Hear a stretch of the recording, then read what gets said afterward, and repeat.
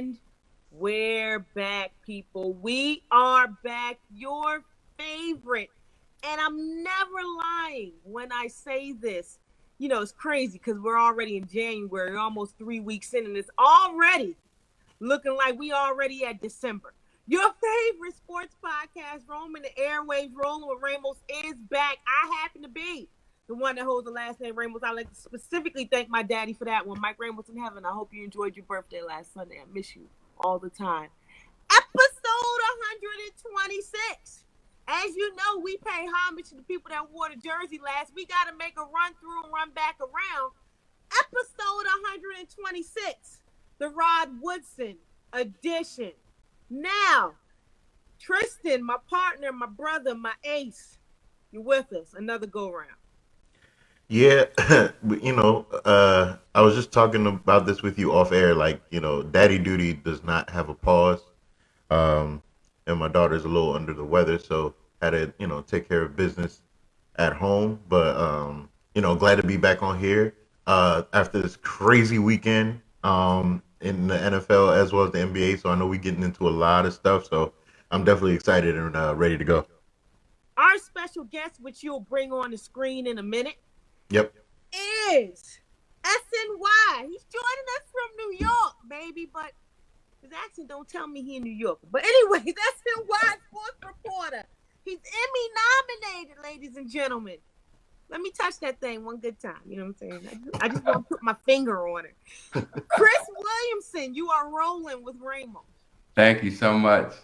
We are so excited to be here. Been looking forward to the opportunity, and I'm ready to talk.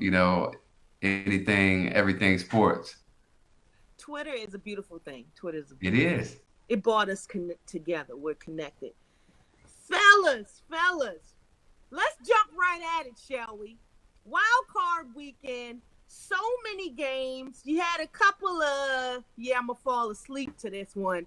But this one we're going to talk about. I wanted to leave all the drama to come first. I know this, Tristan, last time we had this conversation, the last time we spoke, you said you wanted this to be the 8 o'clock game. This should have been Sunday night game. Yeah. I was happy that it was 4:30. You know why? I work overnight, so I got to see some drama before I went to sleep, courtesy of the Dallas Cowboys and the San Francisco 49ers. Right, 49ers beat the Cowboys 23-17. The 49ers have their first postseason road win versus Dallas in team history. They were previously 0-2. The ending of Sunday's wild card matchup between the San Francisco 49ers and Dallas Cowboys was absolutely wild. And that's true regardless of whether you think San Francisco's defense did enough to stop Dallas from completing a heroic drive, or if you think the officials rigged the game in favor of the red and gold. Shout out to Dak Prescott, which those tweets he finally apologized for, but he had something to say about that. The dubious play call of a quarterback draw from the Niners' 41-yard line with 14 seconds left turned Dallas's comeback attempt into a wet fort as opposed to athletic glory. The play, one that hadn't been attempted in similar circumstances since at least 1994, started a comedy of errors that resulted in Dallas accidentally running out the clock and San Francisco winning. Still, even 3 days removed from being the laughingstock of football fans and memes. Thank you for those. Except, of course, in Dallas or anywhere an old, unwashed Troy Aikman jersey is stuffed away. Oh, he was pissed he didn't get a chance to do this game. Now, For sure. Anyways, Coach Mike McCarthy stands by his play call and its results. McCarthy tried to provide an explanation on his doubling down during a Wednesday press conference, just as he had done on Sunday, too. He only added to the head scratching, though, especially after he cited a purportedly similar play that happened in a game between the Jaguars and Vikings in 2010. McCarthy also said that in practice, the Cowboys got the process of running the play and spiking the ball to 13 seconds. Why then would a team run a play that gives themselves only 1 second off of wiggle room in a sport as chaotic as football? Addressing the bigger question of why quarterback Dak Prescott didn't simply hand the ball to an official, McCarthy said he is trained to hand the ball right to the center instead of the ref, and the team is trained to hand the ball right to the center instead of the ref, and the team is trained to line up as quickly as possible. In other words, the commitment to McCarthy's procedure cost the Cowboys the game more than the refs, since the Dallas offensive line briefly stalled the official who was trying to grab the football as the final seconds ticked down. In trying to explain a truly one-of-a-kind playoff exit, all McCarthy seemed to do was reinforce the notion that the Cowboys set themselves up for this exact failure. So at least that is more clear than it was on Sunday. Now, I went from, damn, Cowboys might actually pull this off too. Yeah. They sure as hell Cowboy, didn't they? Chris, that last play, how you feel about it, boy? Well, listen. That last play just summed up, Yes. the Cowboys in a nutshell, and Yes. why they are so reliable in failing to achieve, a playoff win. What I think is, it's been so long. I don't know the exact number, but it's been so long since they've had a playoff win, right? And for them to call a freaking draw with 14 seconds left, on the 49ers 41, no timeouts left. I mean, that was a fireable offense in my eyes. I don't encourage anybody, or I don't encourage for anybody to get, relieved of their duties. But you do something like that in a playoff game where there are so many expectations for yourself. You know how the Cowboys move the needle, and you don't know how. First of all, you mentioned the double downing by Mike McCarthy about, why they chose the draw and how they practice it. It shows he doesn't know the rules of the game, because you're supposed to give the ball to the ref, and the ref spots it. Now, he referenced like Larry Fitzgerald doing that, but Larry gave it to his center, and then the center gave it to the ref, and then the ref plays the ball down. So that tells me Mike McCarthy doesn't have a good handle on, understanding of the actual rules of the game. And not only that, y'all, but he said, yeah, I could sense nervousness in the prayer, when we were doing the prayer. What? See, this is my issue with that, is everybody gets nervous, before big games. I don't care if you're Aaron Rodgers, Tom Brady, Devontae Adams, whoever, you get nervous. Doesn't mean you're going to perform badly. So one, you should have kept that in the house. And then two, you're just sending a really bad message about yourself. Like, yeah, the players were nervous so much that I felt the need to, let y'all all know. And now it's saying, well, I guess you didn't have prepared, because clearly they didn't do their jobs. Kellen Moore didn't do his job. Like the defense, they held up aside from, a few big plays, but my goodness, it was hilarious to watch. One of the most chaotic endings I've ever seen. Tristan, as Washington football team faithful, and Chris, we're watching this game, right? First of all, they ran into AT&T Stadium like they was giving away free chicken. So that's as important as Dallas thought this game was. Then you get in there, they're crying at the end of this game like they lost their favorite puppy. Tristan, this game. So last week we had said this was going to be one of the more intriguing games to watch this past weekend, which it did not disappoint. Clearly it was. Here's my thing. When I look at the Dallas Cowboys, and every single season, they talk about the talent of the team, the roster, and all that. They talk about that all the time. The problem that I have is that we thought, well, not we, because I know we didn't say it, but a lot of people thought when McCarthy was hired that it was going to be this great change for the Dallas Cowboys, because they were like, oh, we're away from Jason Garrett, Mr. 8-8, Mr. Hand Clap on the sideline, right. So we thought we were all good and gravy. And Mike McCarthy is not really much different from Jason Garrett. And that was the thing that we kept emphasizing. It's like he's really not that much different. You really hired the same person. The only difference is that one person had Aaron Rodgers and one person did not.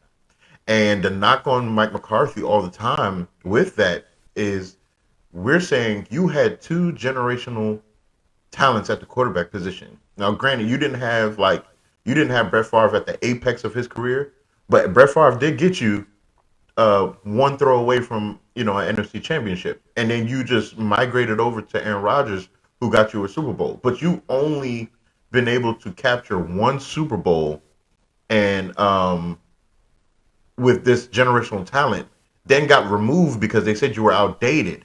And so Jerry brings this guy who supposedly is outdated, brings him into this talented roster, and nothing has really changed. Everyone says one of the main things that people used to always say all the time about head coaches, are they leaders of men? Can you, as a head coach, can you galvanize 53 guys that are going to play, they're going to run through a wall for you, your coaching staff, everybody's behind you? Can you be that person? Mike McCarthy has never shown himself to be that person. I'm not saying he's not a good football mind. I'm not saying he's not um, capable, but he's not a leader of men. And he's never shown that. And it proved it. It proved it when we watched him on Hard Knocks. It proved it when we were watching him throughout the season. He is not a leader of men. Dan Quinn looked to be more so quick to be the head coach like he was with Atlanta than a defensive coordinator for the Cowboys, because look what the defense did just from 1 year apart. They were arguably one of the worst defenses in the league last year. And then it was literally took them one off season with Dan Quinn to be one of the more opportunistic defenses this year.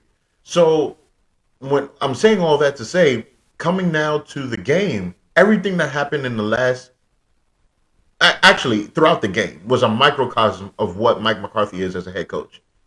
You have 14 penalties. You almost set the franchise record for most penalties in a playoff game. You did a play design, and instead it didn't work. And this was the thing that really bothered me. Instead of you being a head coach and saying the game did not depend on that one play, there's a lot of things we could have done differently throughout that game. There's a lot of things we could have prevented to even get us to that point. Instead of doing that, your entire post-game conference was blaming the referee. There was so much more to it than just the referee. There was a whole lot more that had to do that was going on in that game before it got to that play, that particular moment. And instead of being responsible, instead of being a leader of men, instead of being the head coach that you're paid to be, you wanted to do the blame game and not hold yourself accountable. And then your franchise quarterback follows suit and doubled down on what you said about the referee instead of holding himself accountable because he didn't have a good game either. Mr. $75 million guaranteed for this season. You didn't have a good game either.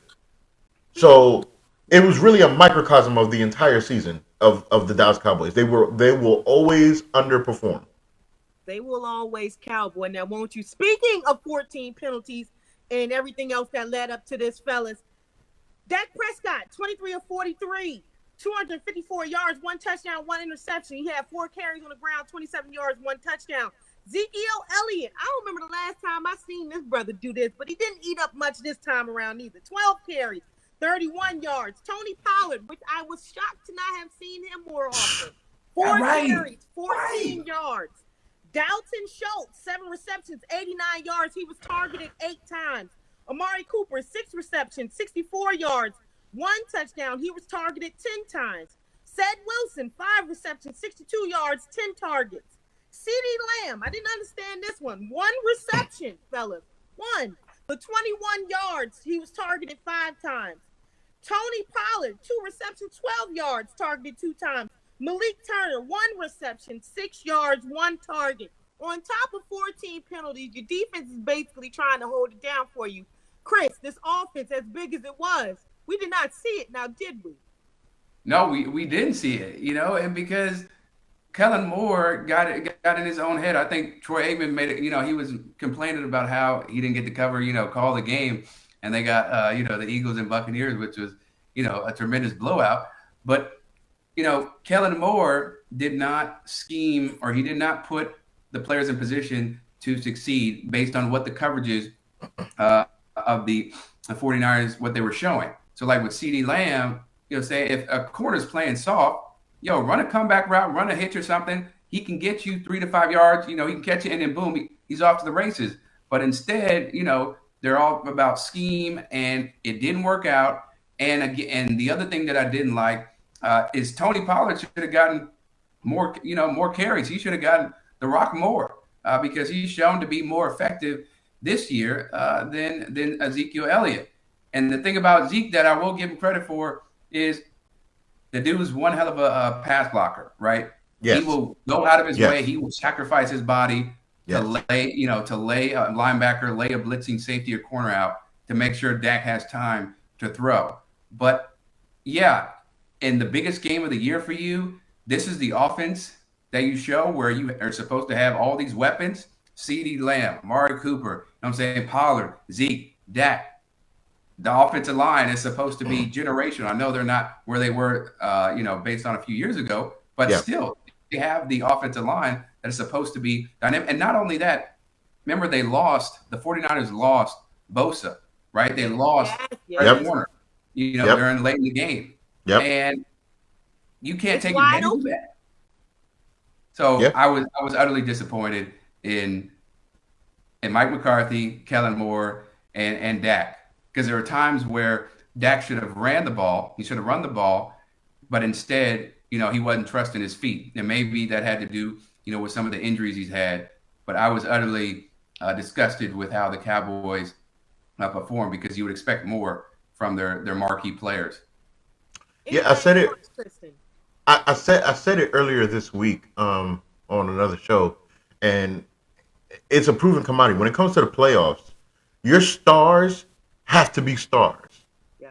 And that's really where it boils down to. Your stars have to be stars. And when you look across the board, the Dallas Cowboys stars did not play. They did not play to the level that they are required to play in these situations. Dak Prescott did not have a sharp game. Dak Prescott did not have a sharp game at all. And you could say what you want about Jerry Jones. This may have been one of the things that gave Jerry cause to pause, because he needs a gamer. I know, and I'm gonna say this, and it's gonna sound crazy, and I could be alone on this hill. There's a difference between watching Dak Prescott operate and how Tony Romo operated. Yeah. Tony Romo might have taken unnecessary risks that would have cost them and stuff like that. But one thing Tony Romo was a gamer. When you needed him to be his best, he would play up to that level. Now the only issue with Tony Romo is that it would always be one mistake that'd be so costly. But then when you look at the game, it's like a great game, but he had that one play that was so costly. With Dak Prescott, he's underwhelming when he plays until you absolutely need him to be great. But at the time when he plays to the level that he's supposed to play at, sometimes the game is so far out of reach. So then when the game is over, you look at his numbers, he threw for almost 400 yards. He had like 3-4 touchdowns or whatever. And you're like, dang, Dak Prescott really balled out. You have to watch the game and realize, no, Dak Prescott didn't ball out. Dak Prescott was trash from the first quarter to the third quarter. And then in the fourth quarter, all of a sudden he tried to turn it on, but it was too late. And shout outs to Mike Patton, watching show, one of our more consistent guests that watches the show for us. We appreciate you. He was talking about Zeke. Apparently Zeke had a torn PCL in his knee. Yes. If Ezekiel Elliott had a torn PCL, why is Ezekiel Elliott playing in the game? You have Tony Pollard. Yeah, feed him the rock. So and I'm glad you said that, Chris, about Kellen Moore, because Kellen Moore can't get off the hook either. There's no way that you are in a position where Nick Bosa and Fred Warner are no longer in the game and you don't have stuff dialed up to play to that strength. With your offensive line being the way it is, you should have had Tony Pollard running zones, running sweeps to the side that Nick Bosa would normally be on. You should be running counters. You should be running power for Fred Warner being missing in the middle. There's no excuse for you not to take advantage when their top two dogs on the defensive side of the ball are out of the game. There's no reason at all. So Kellen Moore does not get off the hook. With the defense, I don't want to harp on them too much because when you look at the score, the defense really did all they possibly could do. When you really think about it, you really think and look at it, they really did all they could do. But when your offense is not doing what they're supposed to do, they tire out. Michael Parsons, I didn't get to say this earlier, but I really believe that they misused Michael Parsons in this game. I don't think they utilized him to the best of his ability in this particular game.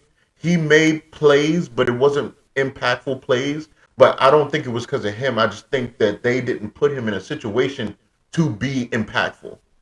There were certain games, when you watch certain games with the Cowboys with Michael Parsons in the season, you saw when they would feature him to use his gifts. They didn't do that in this game, and that partly hurt them as well. I don't know why Michael Parsons wasn't trying to rush the quarterback even more. But he also underplayed himself because there was a play where Brandon Ayuk blocked him out of the play. Yep. So this really boils down to your head coach. Again, your head coach has to get you in gear, ready to go for this playoff game. And I don't think Mike McCarthy did it. I think the 49ers came in there saying this is do or die.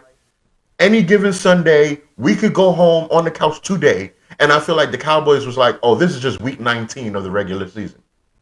Fellas, the relevancy of the fact that the Cowboys' first actual test were the San Francisco 49ers. And the fact that, hell, you could score 51 points in D.C. You had that little change. But when it's time to actually put up a shut-up, we see the Cowboys can cowboy. Chris, what do you say to that?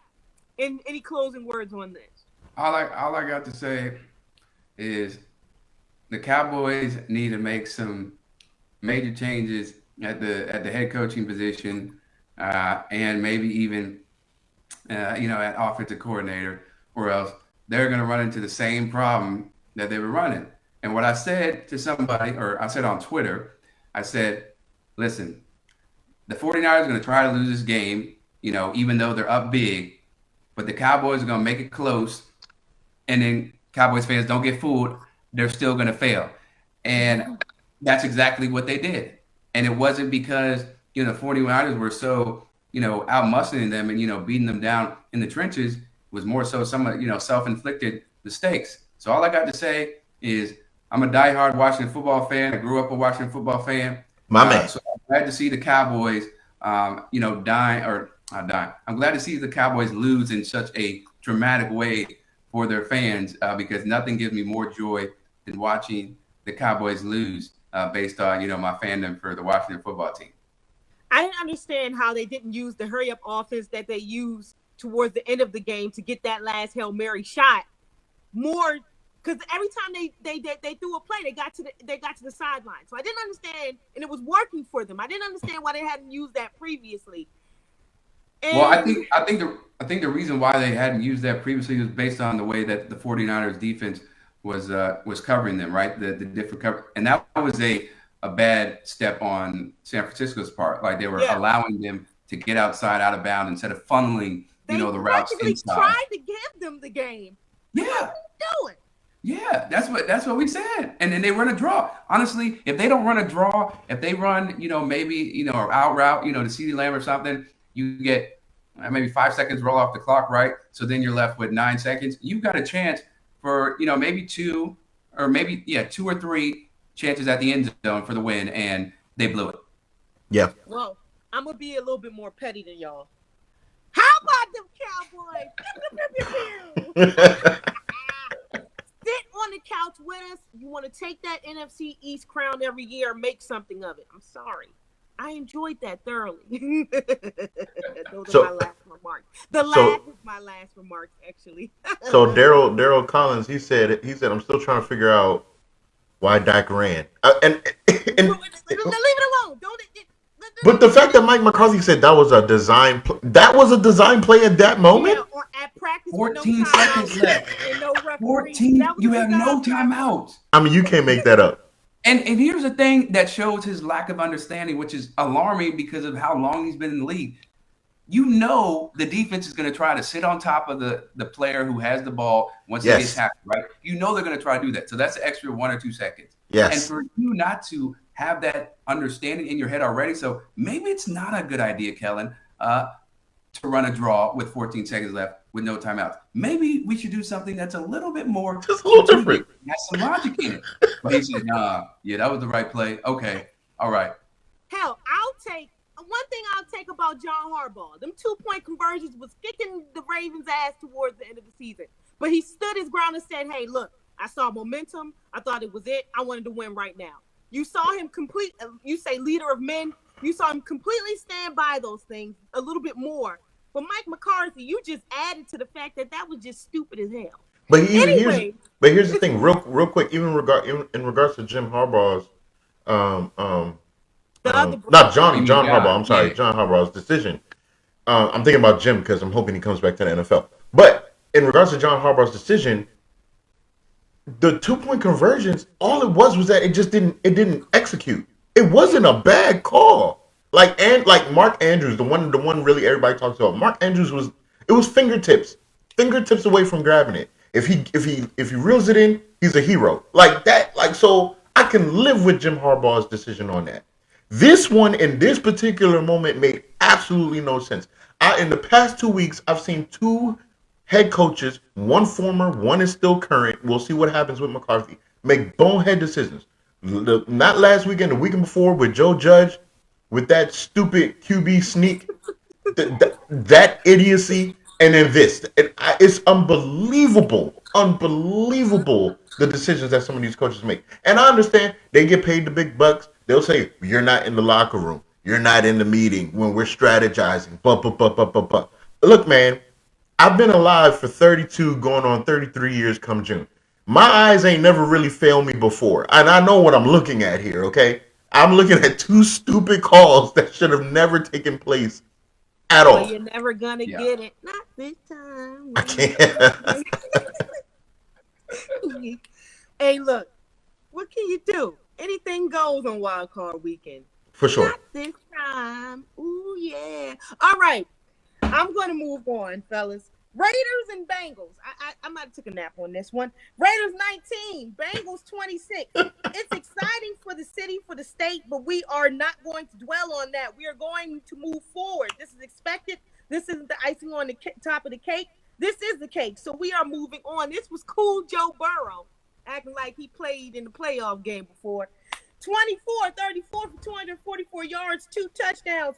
It was a victory 3 decades in the making for the Bengals after going from worst to first in the AFC North with a generally younger roster. They ended that embarrassingly long postseason drought that included 8 consecutive defeats.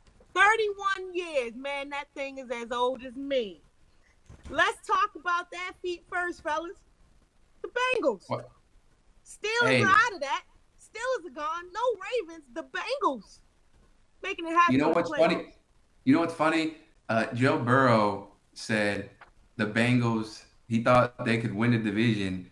I forget which game it was after. He's like, yeah, you know, if we can beat them, we can win the division. And I made the comment like, bro, y'all lost to Mike White and the freaking Jets. Ooh, that seemed so long ago. It was so long ago, but I didn't believe in them. That's the point. I didn't believe in them. And then, of course, you know, they show me up. And what Joe Burrow and that organization, you know, Jamar Chase as well, and, you know, Joe Mixon and all them, what they've shown is a true 180 for the culture and how they've been able to get an identity where they have this swagger that it doesn't matter, you know, how hard things get, they're going to end up victorious. They're going to find a way to win, and they have that confidence. And we saw that, like, everybody knows the ball's coming to Jamar Chase. Yeah. Like, during that first half, everybody knows it, and they still couldn't stop it. Can't do nothing about it. Can't do nothing about it. That's when you know you're, you know, elite, because everybody has the playbook, and you still can't shut them down. The one thing I will say about that game is the referees, they need to start answering for their decisions and some of their calls, because that call in the end zone that Burrow throw, you know, that was really the difference in the game where the whistle was blown. You got to do better than that. Yeah. That's inexcusable. Yeah. I can't remember a time where I've seen, a false whistle or a premature whistle, I should say, Mm-hmm. where you have the defense stops, they stop defending and everybody, holds up, and that ends up being the major difference. But I'm not surprised the Bengals won. Yeah. Because Joey Burrow, he's got that organization going high places. Fellas, we're talking about the inconsistencies of coaches and certain plays, like we just talked about the Dallas Cowboys. One thing I forgot to say before I come to you, Tristan. 2 words, 1 rule, Rooney Rule. That's all I got to say about that. And we might not have plays like this because you got our faces on it. Yeah. But that's a whole nother. That's a whole other thing. Show. Yeah. But Tristan, literally last week's show. Listen, anyone that knows me knows I'm a fan of LSU football. I've been a fan of LSU football for a number of years. So, when Joe Burrow was at his apex with that awesome offense, winning the national title, winning the Heisman, I was definitely excited for him being the number 1 overall pick, but I was so nervous for him because he was going to the Bengals. I thought it would have been another Carson Palmer experience where the Bengals, the Bengals, it's no secret. The Bengals are notoriously cheap. They don't go and spend heavily on free agents to try to bring names over there. It's in Cincinnati. It's not the most sexy, place to play. So everything they've gotten that was successful is by draft. And I'm talking way back in the days of Boomer Esiason, when they drafted him out of Maryland. I mean, they just been notoriously cheap when it comes to players. Players that are notable for the Bengals is because they drafted them, not because it was a big free agent signing. So I was very nervous about Joe Burrow going there. But I will say I don't know if it's Zach Taylor talking with the front office and convincing them to have a change of heart or something. But man, to have the stat, I think everybody knows by now, the stat that we have for the season for the Bengals. You got Joe Burrow threw for 4,000 yards. Jamar Chase 1,000 yards. Higgins 1,000 yards. Mixon is 1,000 yard running back. All these guys with these numbers, and they're all under 25. Like that's insane to have that kind of weaponry, and all of them are basically football babies. And Joe Burrow definitely acts like he's been here before. He definitely acts like this is not new to him at all. And he won the Heisman, won national championship, won all these awards for the quarterback position in college. And you can make an argument that he's a better pro than he is a college player. And that's scary for someone to have that many accolades coming in and looks better than he did when he was in college. So, I mean, I'm excited for the team. And listen, I commend the Raiders for everything that went on this season. I mean, literally, like, it's a hand clap. Like, for everything that happened. I'm sorry, Mika. I knew you was about to jump to it. I really want to. I understand they lost, but I just really want to give that respect. Since we're gonna go to it, I'm gonna let you go ahead. But I just really want to give that respect for the Raiders, man. But the Bengals are coming, and for all people that are Ravens fans, because I ain't counting Steelers fans. Your boy Mason Rudolph thinking he about to be the franchise quarterback for the Steelers. That says everything. So I'm not even remotely looking at them. The Browns got to figure out what they're doing with Baker Mayfield and all that. So I ain't thinking about them. It's the Ravens. For all the Ravens fans, listen to me. I love you guys. You know, I live in Baltimore, so don't come after me. I love y'all, but the Bengals are owning the division for the foreseeable future. The reason why I say that is because if Joe Burrow has a bad game, he has enough of a team that can bail him out for one or two bad games that he has. When Lamar Jackson has a bad game, y'all are just terrible. If Lamar's not on the field, if Lamar is not playing up to MVP level status, y'all are not it. And the reason why is because y'all formed y'all entire offense for Lamar, but y'all didn't add any new wrinkles for it. Like Mark Andrews is still your leading receiver. You don't have a bona fide receiver. You brought in Sammy Watkins. You know, we're gonna see what's the rookie's name? Bates. We're gonna see how he is and how he develops. You still got Marquise Brown. I'm not gonna call him Hollywood because he ain't done nothing Hollywood to me. But I'm gonna call him Marquise Brown until he shows me that he's worthy of being called Hollywood Brown. So all of that, I'm like, you can't match firepower for firepower with the Bengals unless Lamar plays at MVP level. So right now, I'm looking at the division. It's the Bengals and then everybody else after.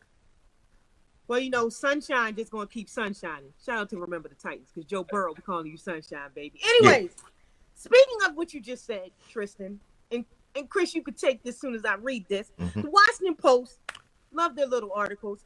The 2021 season threw everything at the Raiders, and they're still standing. This was as of January 13th.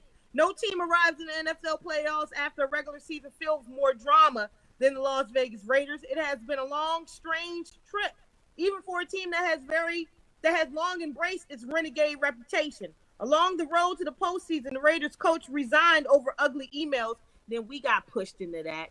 Oh, man. Anyways, and if that didn't shake them to their foundation, they lost 2 recent first-round draft picks because of off-the-field issues. Shout out to Damon Arnett and Henry Ruggs III. Still, they were nothing if not gritty, with 6 walk-off wins coming on a score on the final play, the most since 1970, and they won their last 4 games by a combined 12 points.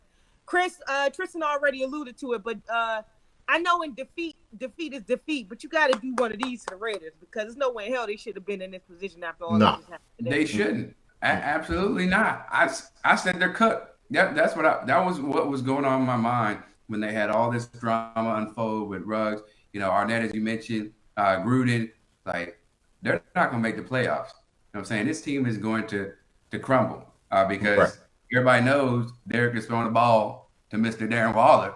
And he doesn't have the weapons that he used to have. Right. But yeah, they were able to, scheme it up so that they would still, have a fighting chance to get in the playoffs.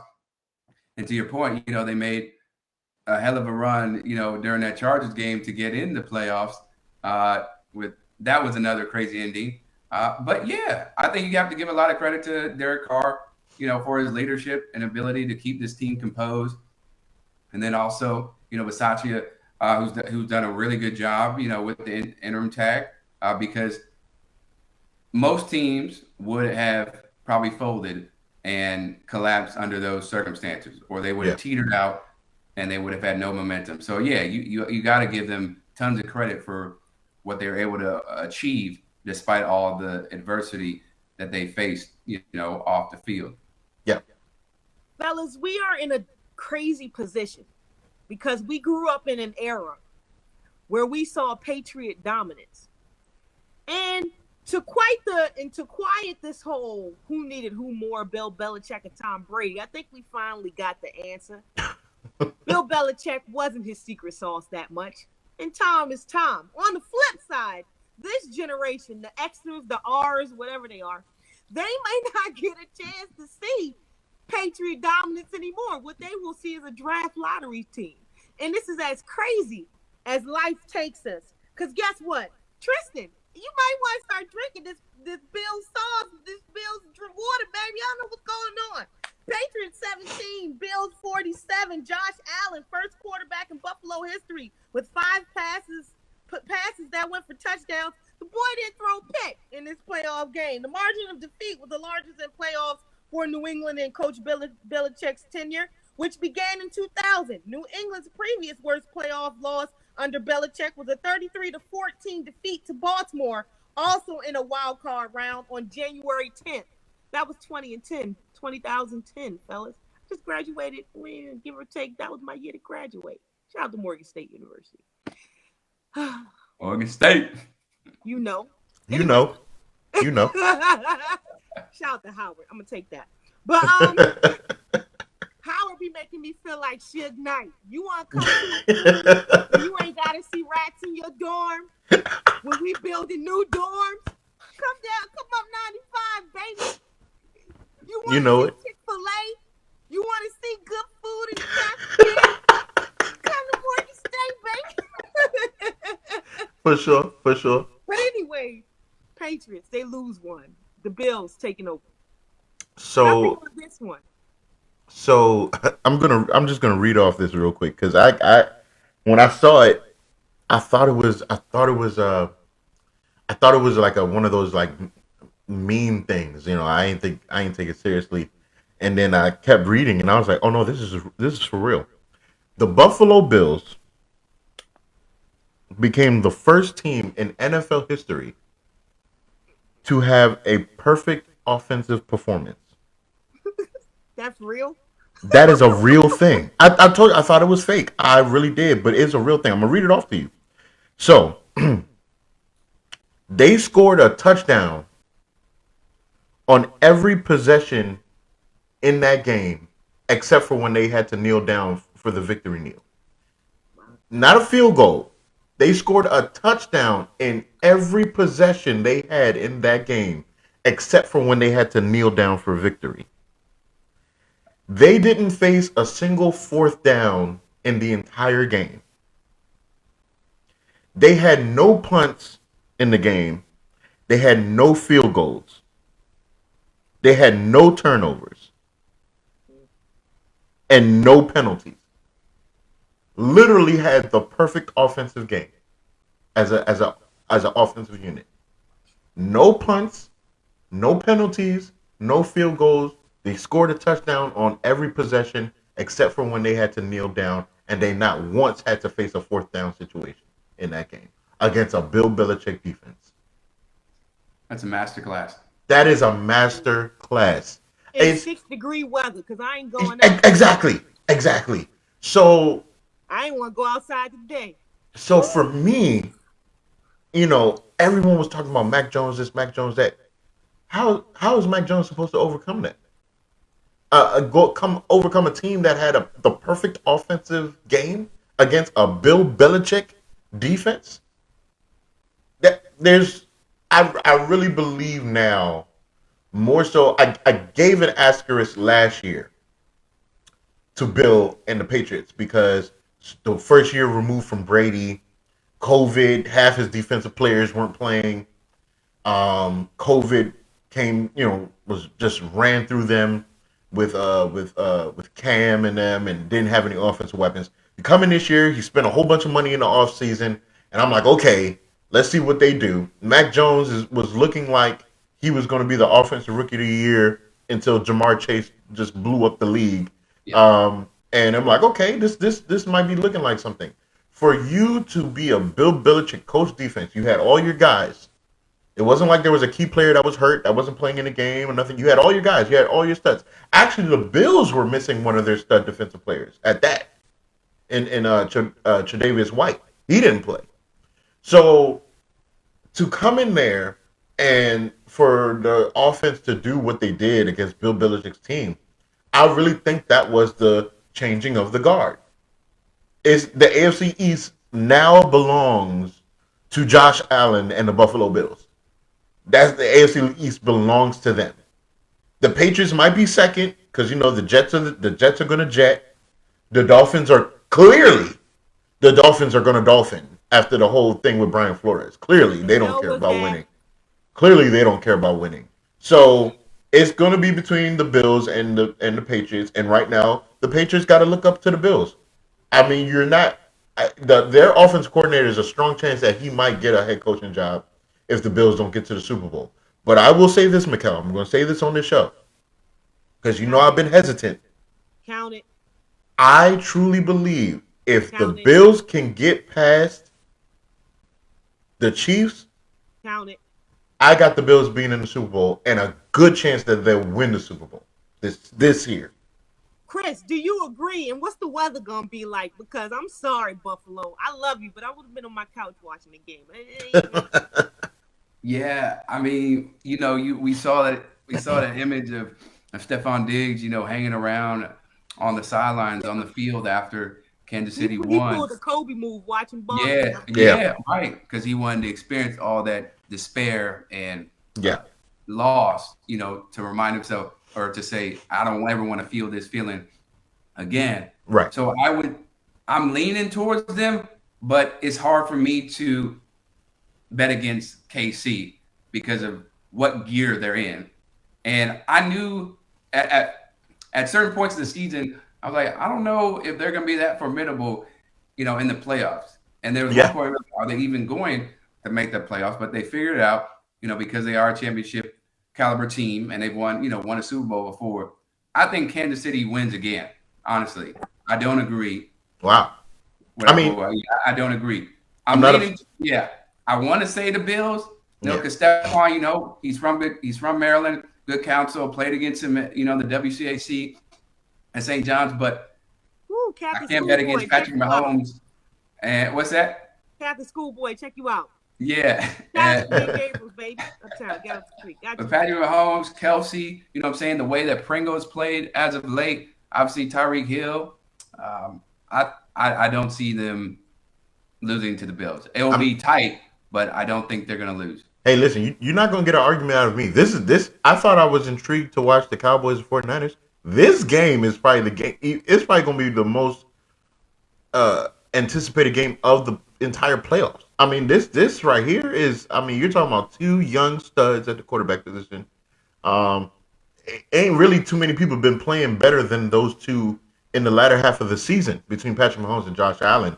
I would see why you would say the Chiefs only because Tre'Davious White, Lord, Tre'Davious White is not playing.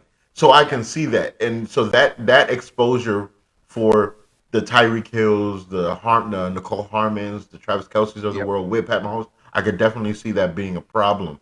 But yeah, I'm excited to see the game, and I'm gonna say the Bills right now until they're eliminated.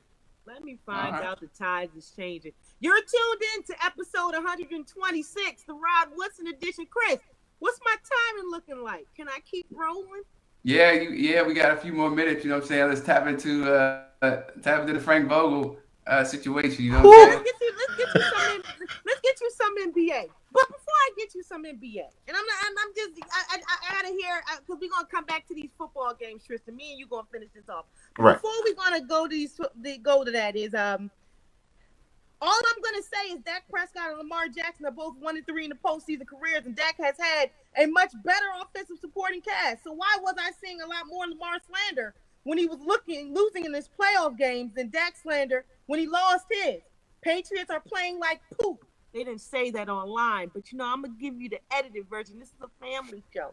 I wonder if Mac Jones will get the Lamar Jackson treatment after this playoff catastrophe. No. Lamar Jackson was a project drafted 32nd overall. Yet there has been more praise and leniency towards top 10 selected pro-ready QBs who failed to match the individual success interestingly. Now, we saw what has happened with the quarterbacks in this first round. Lamar Jackson, that black man just sitting home on his couch, he make the playoffs. He trying to heal. Why he get thrown into this by Twitter? Because go ahead, I think he gets thrown.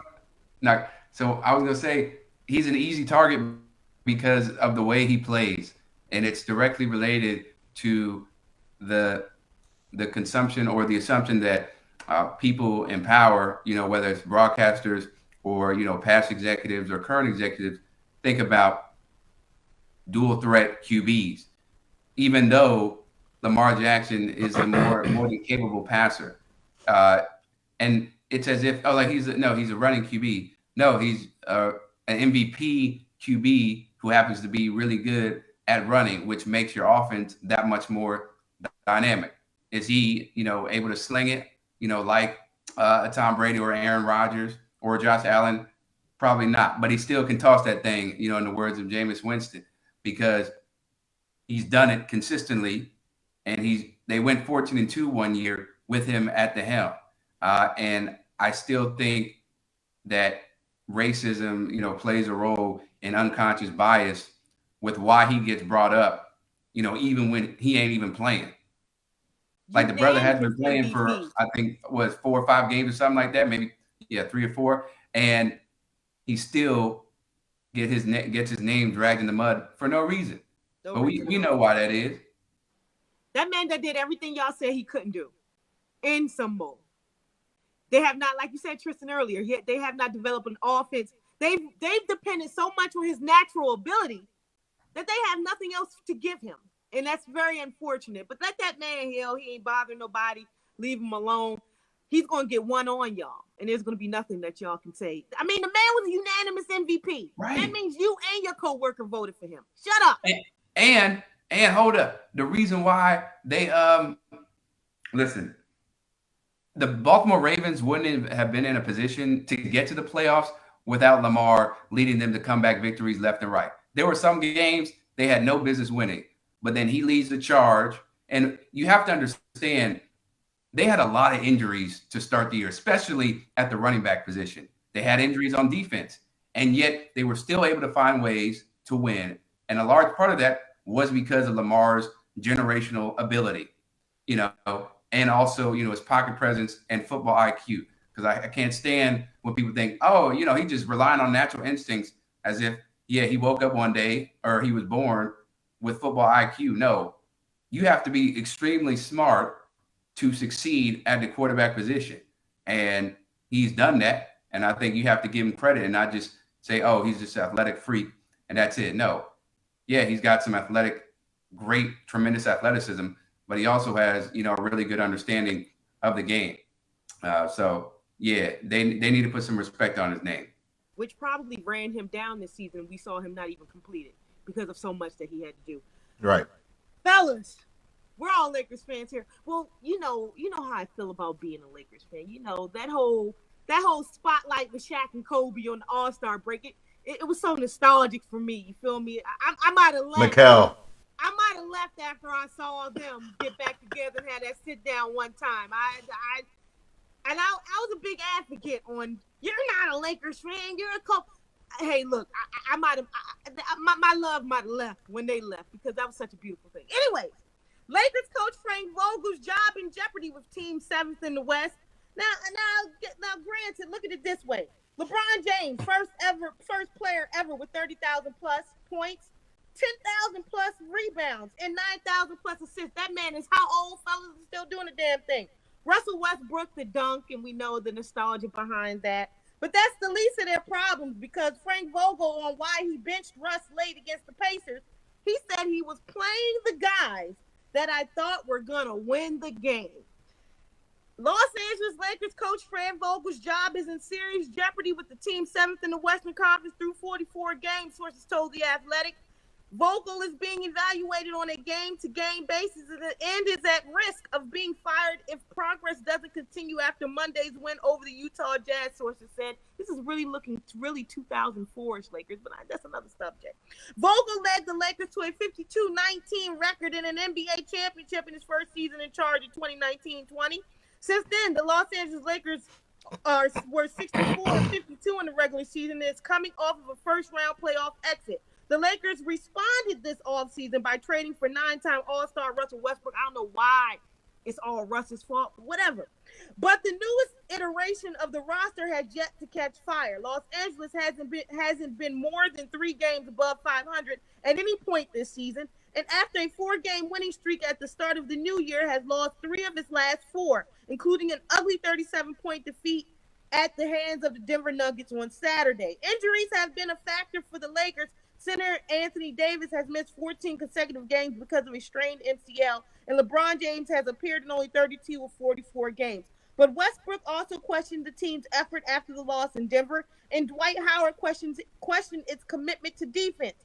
After hosting the Indiana Pacers on Wednesday, the Lakers embark on a 6-game, 10-day road trip that includes games at Miami, Brooklyn Nets, and Philadelphia 76ers. Los Angeles is just 7-11 on the road this season. I'm a big Carmelo Anthony fan. I ain't heard his damn name how long? Anyway, Chris, La La Land. It's not looking very La La lovely. It's Frank Vogel out the door. Frank Vogel, let me tell you this. Frank Vogel is not the be-all, end-all for why the Lakers have struggled. And let me be clear, I haven't watched every single Laker game, you know what I'm saying? But all the discourse that I've read in the games that I've watched, his adjustments have been really head-scratching. I'm trying to be nice. Very puzzling with some of the lineups that he puts out there. What's that? What's that? I say you don't have to be nice on this show, do you? Oh, okay. But yeah, some of the decisions he's made, you know, starting DeAndre Jordan for however many games he did, when it was clear to everybody on the court, everybody watching, that DeAndre is not that dude from the Clippers. It's not Lob City. His prime is gone. All right. He doesn't even he barely brings any type of productivity to the team. When they had Dwight Howard sitting on the bench, right, and they could have used him. Okay, they don't have the greatest defensive roster, right, and that's his specialty, Frank's specialty.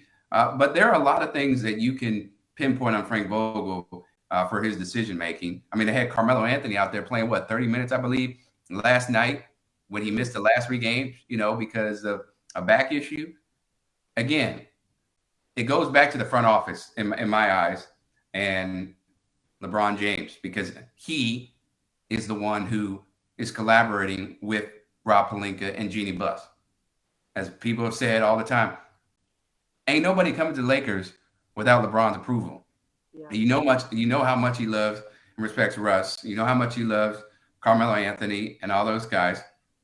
But yeah, they probably would have been, dare I say, better with the roster they had last year, right? Just a few tweaks. AD, I've forgotten about AD. He's been out for so long.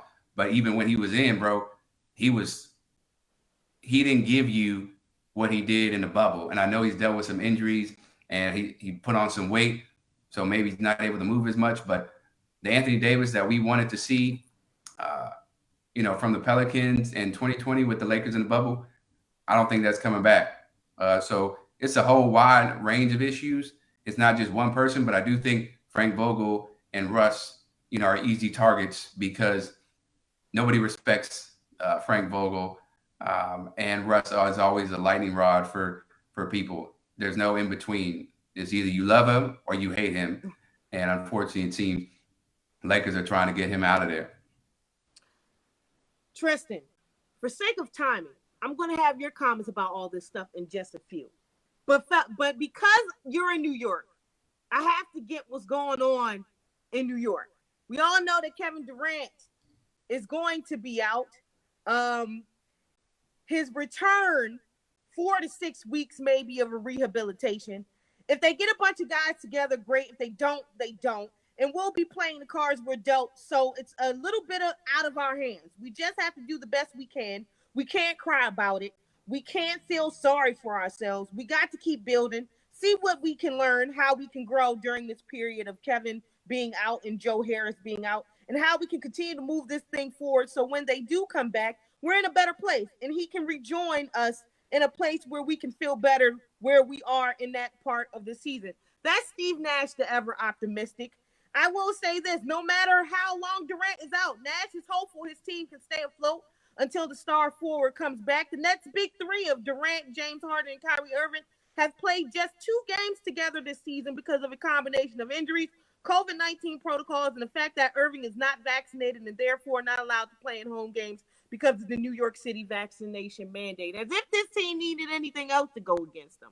And I don't know how long they're going to be able to have a part-time player because New York said add to that. How harder does it make this one? That whole championship of bust thing, fellas. Jesus Christ. It's looking scary. Harden talks about scary hours. Well, it's not what he thinks it is, or it's not what we envision. It's like, yeah, we're scared of what you guys are going to be up against when the playoffs come because we don't know about the health and depending on their long-term health for the playoffs. And we already know that Kyrie is standing firm on his decision to not get vaccinated. And unless the Nets make a 180, I mean, they've already did a 180, allowing him to be back, but a 180 in terms of, oh, you know what, let's actually pay the fines that we would have to pay if Kyrie wanted to play at home. I don't know. I don't see them making it to the finals, just because there's so much so much uncertainty, and there's so many things that are unpredictable with playing on a team where you can't have your second or third best player on the court for home games. So if you're in a 7-game series and you're playing at home, you got home court advantage. You got 4 games where he's not there. I don't trust that. They're immensely talented. James Harden's come on of his late. I still think he can get it to another gear. KD is generational. We've seen what he's done. He was in the top of the conversation for the MVP race before he went down with that sprained MCL. And Kyrie does what he does, one of the most skilled players ever to play the game. But I can't depend on them for this season. So I don't think a championship is realistic from where I'm sitting. They could prove me wrong, but that's just how I feel. Before I let you go, Chris, and before I tell you to let everybody know where you are and what you're doing, unless they've been sitting under a rock, they should already know. I like Kevin Durant. I love Kevin Durant. Hometown boy, gotta love him. However, y'all need to stop it, because y'all can't start or end this MVP conversation without talking about that young boy down in Memphis. Ja Morant, baby. If you don't believe it, drink the water, drink the sauce, drink the Kool-Aid, whatever you need to do. Hook yourself up, go get some Mission Barbecue or something like that, because that boy is cooking in Memphis. Anyways, Chris, tell everybody where they can find you, how I found you. Hey, look, that Mission Barbecue. We need to go down there, get some good old barbecue. I'm always down for that. But in all seriousness, they can find me on Twitter at CWilliamson44 right there on the screen, and then Instagram CWilliamson TV9. That's where I post all my sports takes and opinions and pop culture, a little bit of politics and race and music. So that's where you can find me, Twitter CWilliamson44 and Instagram CWilliamson TV9. And I promise to always share my honest thoughts. That won't get me in trouble, at least. Loosely translated, his opinions are his, and he's sticking to them. Thank you for coming and joining us. How you people call our people whenever you want to come back. It's open. Thank you so much, Michael and Tristan. Really appreciate it. Love what you guys are doing, and keep up the good work. And Black all day, Black excellence. Peace. There it is. Yes, sir. Tristan, shout out to Tristan. Shout out to Tristan. For being a great father. Made sure that his daughter was taken care of since she's under the weather, and always love to shout out and promote Black fathers who are doing wonderful things to raise their children. Cannot appreciate you, man. Emphasize it enough. Appreciate you. I told y'all this is a family show. Yeah, it's a family, baby. It's a family, baby. But thank you so much. I really appreciate it. Look forward to coming back on the show. And you guys be easy and stay safe. For sure, man. You too. Right, be easy. Tristan, you heard those questions I gave Chris. Yeah. New York, the Nets, this season, what has become? Frank Vogel, the Lakers. Your thoughts? Then we get back to some football. So throw Lamar Jackson in there too. I didn't hear what you mean. Well, okay. So I'll do Lamar Jackson last as we segue back into football. So let me take care of the NBA stuff. So as far as for the Brooklyn Nets, see, I always believe there's a thing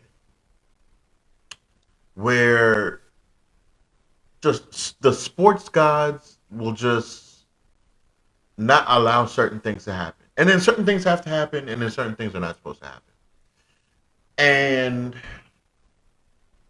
like with the Golden State thing, with Kevin Durant when he first got to Golden State. Come on. It shouldn't have happened. But nowhere else for the boy to go. The basketball gods allowed it to happen. He gets 2 championships. Okay, it's fine. And then he leaves. The way this was orchestrated, if I had to think of this season in a microcosm, if I had to put it down and you tell me, like, how should I look at this season? It all comes down to Kyrie. Yeah. It's really where it boils down to. And my thing is, let me preface this by saying I am not against Kyrie believing what he wants to believe. I am not against Kyrie standing for what he wants to stand for. I am not against Kyrie making the decisions he wants to make for his own body. I want to make sure I'm clear about that. I am a fan of Kyrie Irving. I want to be very, very clear. As a basketball player, he's one of my favorite people to watch. He is a brilliant, brilliant basketball player. He is an artist on the basketball court. I want to make sure I'm very clear about that. With all that being said, Kyrie Irving is the reason why the Nets are where they are. Kyrie Irving plays a part in why Kevin Durant is hurt right now. Let me tell you why. When Kyrie Irving was out, when he decided that he did not want to deal with anything with the whole vaccine and ultimately caused him to be out for a period of time, what it did was that it forced James Harden and forced Kevin Durant to play more of an extensive role than they were supposed to play. Kevin Durant was in the top 5 of minutes played per game because he had to compensate for that scoring option to not be on the court. So now, when we're in January, where we should be gearing up for, uh, the playoffs, soon. Kevin Durant's body is probably breaking down on him a little bit because he's had to play so many minutes during the regular season. Yeah. The Nets basically put all their eggs in a basket and said, we want to go get a championship right now. And got three players that are as awesome of players they are. They're also three of them of some of the most controversial players in the NBA. Kevin Durant can play anywhere and be dominant because he can play off ball, he can play with the ball in his hands, unlimited range, can play defense, put the ball on the floor, he can pick and pop, he can do whatever he wants to do on the basketball court. You have James Harden, who it more so fits the point guard role, and he's also a lethal scorer. But with this team, when you have all three of them on the floor, they all understand that they don't have to put a Herculean effort. Kyrie is the one person on the team, as far as the big three, that demands high volume scoring. It's not James Harden, and James Harden had to be that way in Houston because he had to. He demanded high volume scoring because he had to be that person. James Harden being a facilitator, being a playmaker, that's what James Harden wants to do. Kyrie is really a scorer. We list him as a point guard. Kyrie is really a two guard. He is a scoring machine. That's what Kyrie wants to do. You give him the ball, you either give him the ball in pick and pop situations, you either give him the ball in pick and roll situations, you either give him the ball and let him play ISO and figure out what he wants to do. That is Kyrie's game. So when you take that kind of scoring prowess off the floor, you're now asking the rest of the team to step up in a sense. So now we're in a situation where, just like Chris said, when they get into the playoffs, if Kyrie, because Kyrie he doubled down on his stance as recent as last week, saying he's not getting the vaccine. So if that's the case and the rules are what they are, depending who they get matched up by, Kyrie's going to miss some games in a 7-game series. Okay. Teeter-tottering the line of the word selfish, because how can you do that with what's going on in this country and right. People already having the ideology that Kyrie Irving has? Hell, I just got my booster. I got in the Uber the other day. The lady asked me what I was doing and where I was coming from. I said, just get my booster. And she went off about how they got to give us 3, 4, 5, 6, 7, 8 shots. I said, lady, and all I could sit there and say, lady, that was my decision. I went and got it. Right. But this is where we are in this country. Yeah. So teeter-tottering the line of selfish and the ability of being able to call him that word. Yeah. And how it has affected his ability to be a good teammate. Yeah. And 2, what does that mean for next season? Because we're going to have a long draw of this now. Yeah. We're seeing it in half of a proportion. But this is what's going to be. Because New York City is not going to let up on this mandate. People, and I hate that people think about why the New York City is doing it. People from all over the world come to New York City. It's the Mecca of the United States of America. And you think that they're not going to do this? And how many people that are in that in New York City? Yeah. So they're not going to let up on this mandate. Futuristically, his career is going to probably be part-time for how long? as This is long as going to be an uphill as battle. long as COVID is still present. Yeah.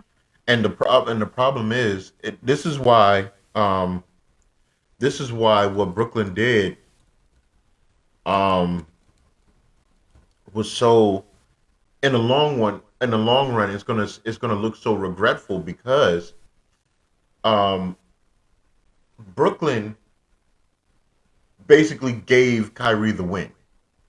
Like by bending the rules for him to be able to play some games, you're basically told Kyrie, we're going to pay you top dollar as a full time player, but you're only going to play part time because of the pandemic. And because of that, Kyrie now is going to take advantage and say, okay, I can play part time, And no still problem. not get I'm still not getting the vaccine.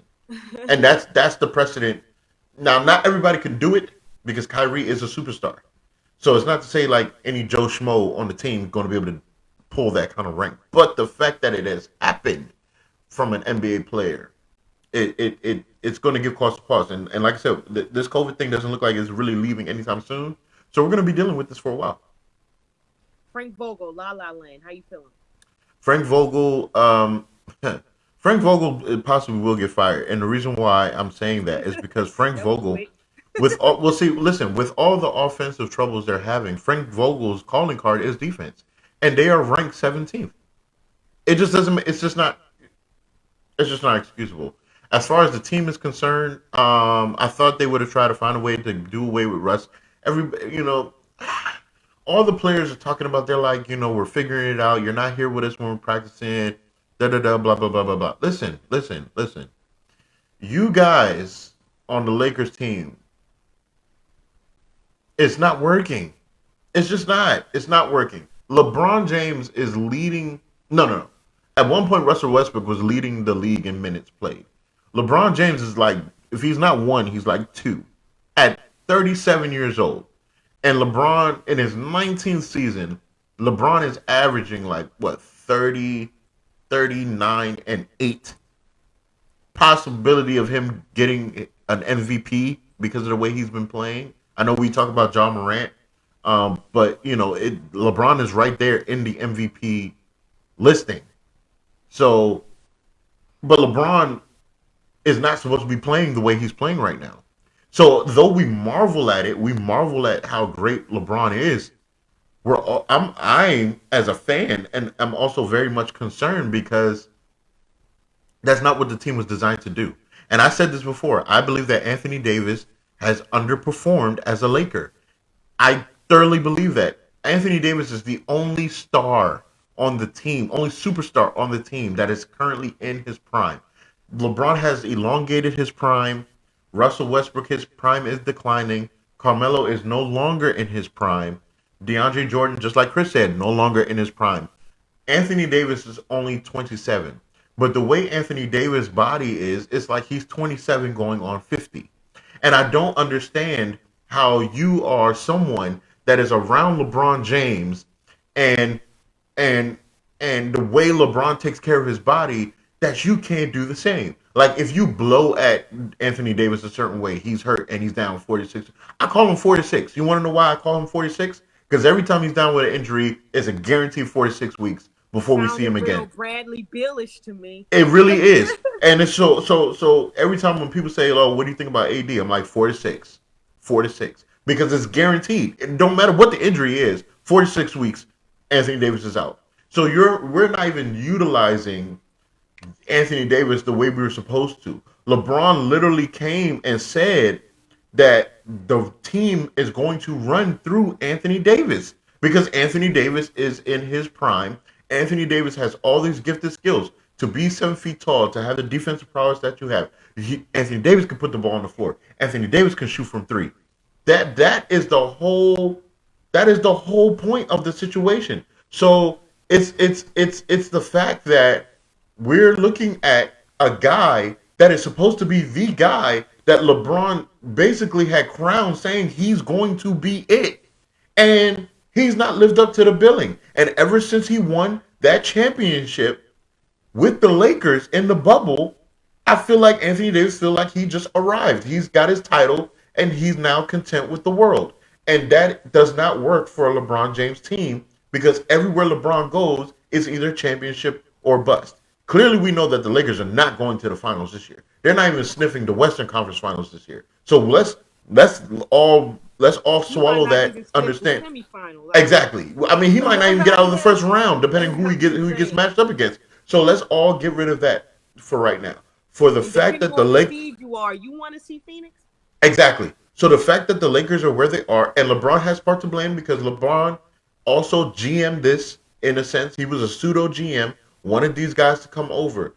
You have botched this opportunity, and I think what makes me angry about it is the fact that LeBron, you're playing so well that if you had constructed the team properly, you would still be vying for a championship because you're still playing championship level basketball. You yourself is still playing championship level basketball, but you don't have a championship level team. I wasn't a fan of Carmelo coming, but it was also You because weren't a fan of Carmelo coming. You I was not a fan of Carmelo Anthony, and that's only because I kind of bought into this whole transformation. He turned it around. The league thought he was washed. The league didn't have a place for him, and then Portland just became this place, and it became home. oh, you And it wanted him to start stay in Portland. and it started looking good for him. Looking good for him. He started looking good there.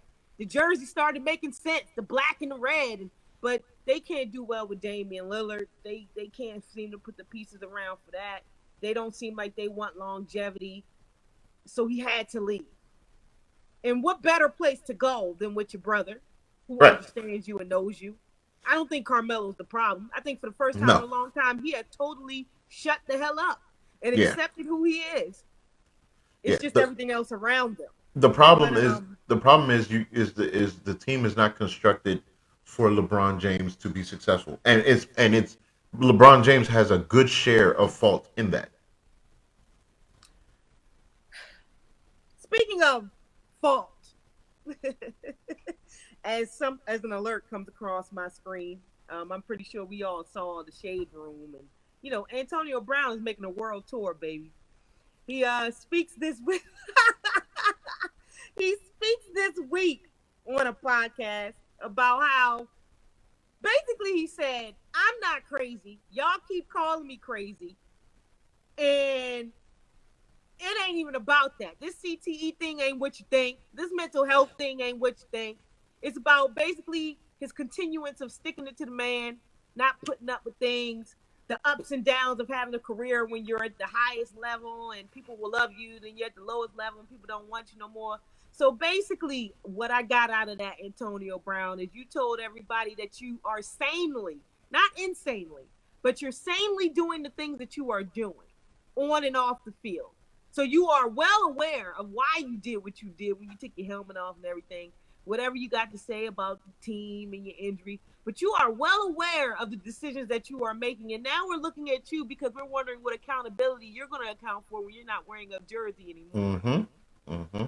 Anyways, and speaking of his former team, which he could have been in pads with because they are still winning and going towards the Super Bowl, Tom ain't letting up. They beat the Eagles 31-15. Mike Evans, can somebody get an interview? Where's outside the lines when you need it? Because I need that sound bite, baby. That's Anyway, not happening during the playoff run. Mike Evans, first player in Tampa Bay history with 100 plus reception yards, first reception TD in playoff game. Tom Brady, it only gets tougher from here, said the 7-time Super Bowl winner, who's trying to help the Bucs become the first team to repeat. Who is trying to help the Bucs become the first team to repeat as NFL champions since the Brady-led New England Patriots won back-to-back titles in 2003 and 2004. Yep. It wasn't an easy assignment for your boy Jalen Hurts. 23 of 43, 258 yards, 1 touchdown. He did throw 2 picks. Yeah. So the Eagles are already. I'm gonna just go with them first. The Eagles have already established that they said Jalen Hurts is going to be the starting quarterback for next year. I think that's fair. I think you give Jalen another shot at being the starter. I know he didn't have a great showing against Tampa Bay in his first playoff game, mind you. But you give Jalen Hurts another chance. You try to add some more weapons. I think they realized that they made a mistake when they drafted Jalen Rieger a year ago instead of Justin Jefferson. I don't know how you did that. Can you imagine if they had Devontae Smith and Justin Jefferson on the same team? But I digress. Um, so they're gonna, they got to figure that out. They got to figure out the offensive line. The offensive line is very long in the tooth, so they got to figure that out. They got to, and they need to invest in Ryan. I was about to say Ryan Matthews. Really? Wow, that's a throwback name. That is a throwback name. They need to invest in the running game a bit better, and understand that they can run the football. Clearly you guys can run the football, so you need to invest in that. Give Jalen Hurts another shot. Give him another weapon that he can use out there other than Devontae Smith, and we'll see what the Eagles will do. Oh, and they also got to fix that defense. So it's a lot of things, but I'm glad they're giving him the opportunity to prove himself of why he should be the starter. Now, when I go over to Tampa Bay, okay, Tom Brady is who he is. He's the GOAT, greatest of all time. We all know that. We get it. Here's the thing: Tom Brady and the Bucks. The issue that I'm afraid for them of why I think they may not repeat is really because of the injuries. The injuries are really piling up. Um, I was one that was talking about that they were going to get healthy going into the playoffs, and then they just got hurt all over again.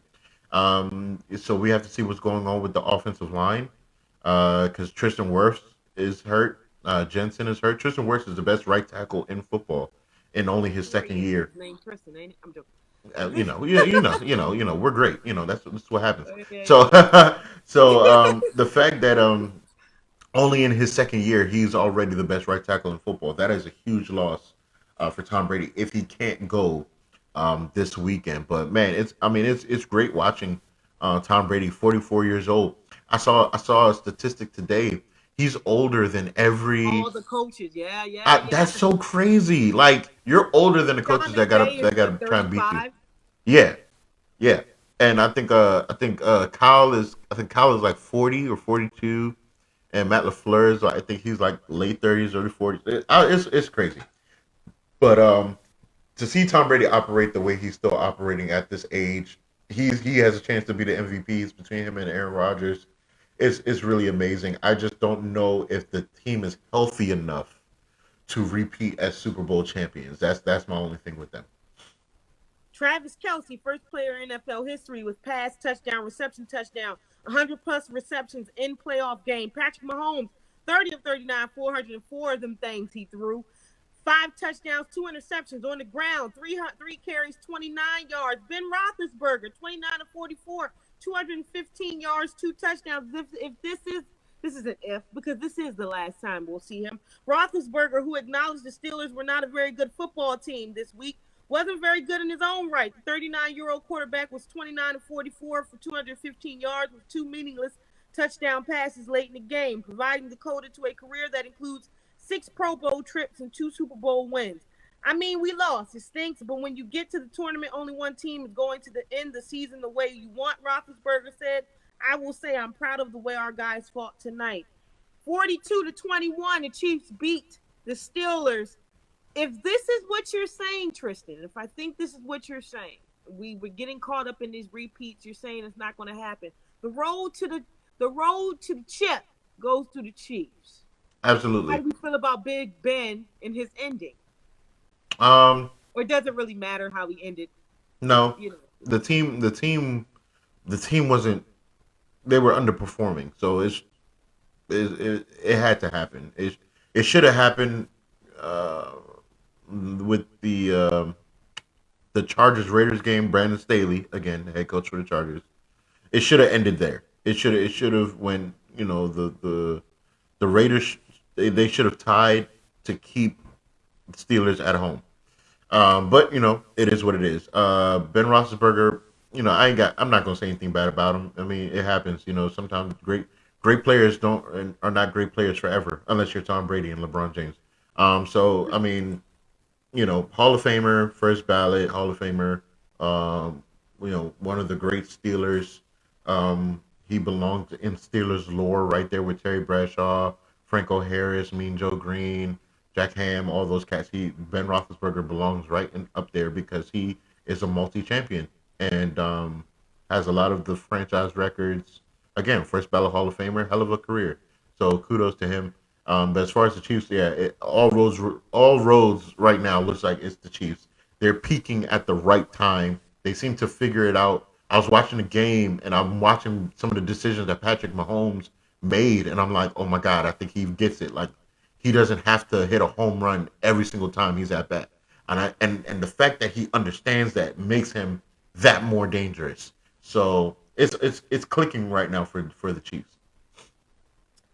Speaking of clicking, because it's definitely clicked in Los Angeles. The Rams 34, the Cardinals 11. Matt Stafford, first win, career win in the postseason.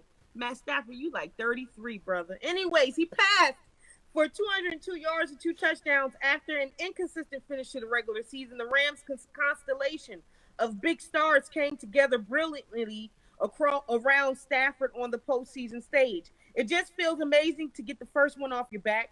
Time to put it together and make a run. Odell Beckham Jr. on his first playoff win. He had 4 catches for 54 yards, including his first career playoff touchdown catch for the Rams' first points. He also threw a 40-yard pass during his win own first postseason victory. In 9 games, he had 6 touchdowns. I guess it's nice to finally get out of New York and get somewhere where else you belong, I guess.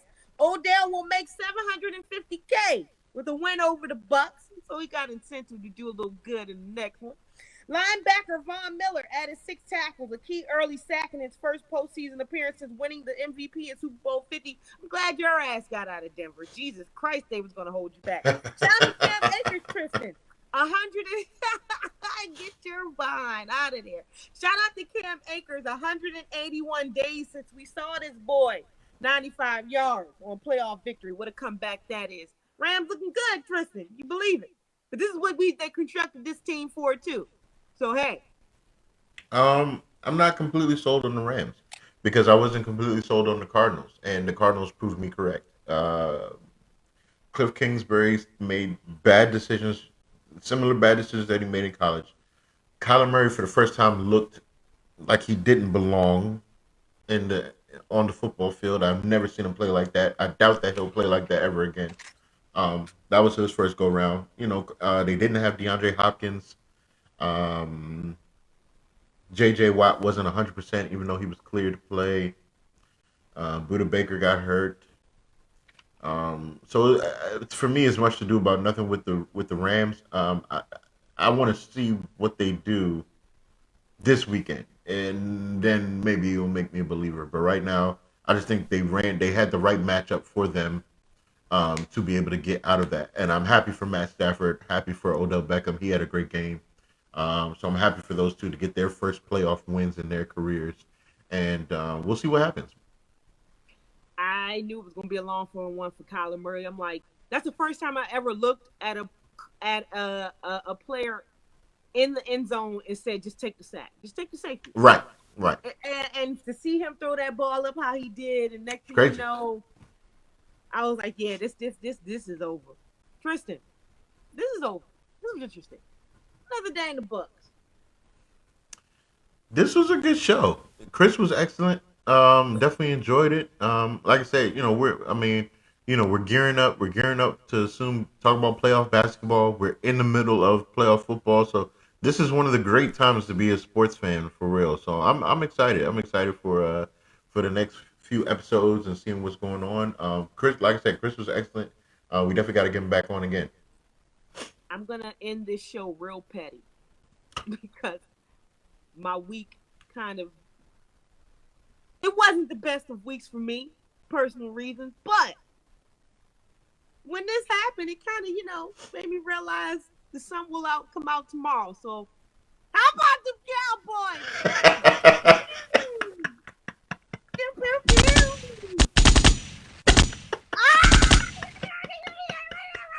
Okay. How about those Cowboys? I'm saying, woo! Like I said it every week, I was laughing my ass off. I can't. I was kind of scared they were going to pull it off, though. I ain't going to hold you. Right, there you go. And then what we would have had to hear if they would have pulled it off, Tristan. They would have been so celebrating annoying. until the summer. So annoying. Oh, the Cowboy fandom would have just went out you would have thought they won a Super Bowl. So I'm kind of happy that we don't have to report that because we would have had to report in the Cowboys a little bit longer than we probably would have wanted to do so. But Yep. y'all keep cowboying. I'll wait for you next year. Shout out to the NFC East. Win the division again. Do you think? You can have it. Anyway, I'm saying like I say it every week. I don't care if it does not rhyme, it's still mine. I am Mikkel. Kevin Mikkel. 200. No, wait. 127. We on the road to 200. There you go. See you next week, America. Yeah. Peace. Peace.